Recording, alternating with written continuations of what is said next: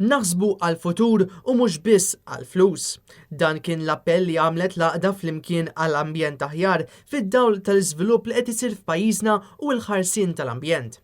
F'konferenza tal-aħbarijiet li saret is-sibt filgħodu fix-xatt ta' Taxbiex flimkien għall-ambjent aħjar u 10 għaqdiet oħra urew it-tħassib tagħhom dwar il-fatt li s-siti storiċi għandhom ikunu protetti u mhux jibqa' jsir żvilupp fihom.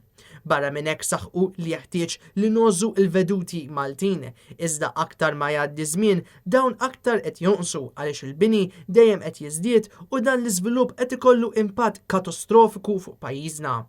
NetNews tkellem mal-koordinatur tal-Għaqda flimkien għall-ambjent aħjar Astrid Vella fejn kompli twassal l-appell tal-istess Għaqda. Il-messaġġ tagħna huwa il-wirt storiku ta' Malta qed jiġi traskurat totalment u hemm kull sena qegħdin naraw iżjed nuqqas ta' protezzjoni għal wirt storiku tagħna. Issa aħna identifikajna il-problema li parti minna hija li s-sovrantendenza kellha ħafna nies kapaċissimi li qataw qalbhom jew ġew imwarbin u daħlu n-nies li kienu jaħdmu il-Planning Authority bil-mentalità pro-żvilupp tal-Planning Authority. L-akbar inkwiet huwa l-fatt li hemm pjan ta' żvilupp fuq Manuel Island li huwa wirt storiku dinji. Dan l-iżvilupp jinkludi sular addizzjonali fuq il-Lazzaretto, l-eqdem wieħed fl-Ewropa li għadu mibni.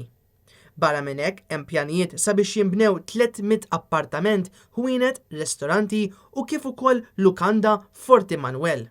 B'dan l-iżvilupp kollu se jispiċċa jibblokka il-veduta tal-Belt u l-Furjana. L-iskop tagħna li anki il-veduti huma ħaġa prezzjuża għalina il-Maltin għat-tfal tagħna u wkoll għall-UNESCO.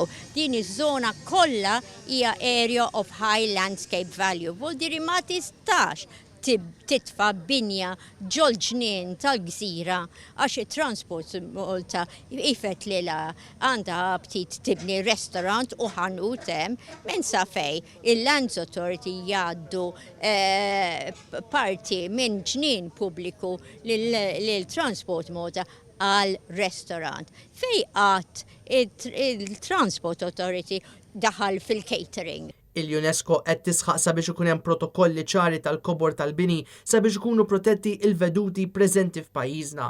Jekk dan l-iżvilupp fuq Manuel Island ikompli għaddej, l-Għaqda saħqet li dan is-sit jista' jitlef it-titlu tiegħu ta' wirt storiku.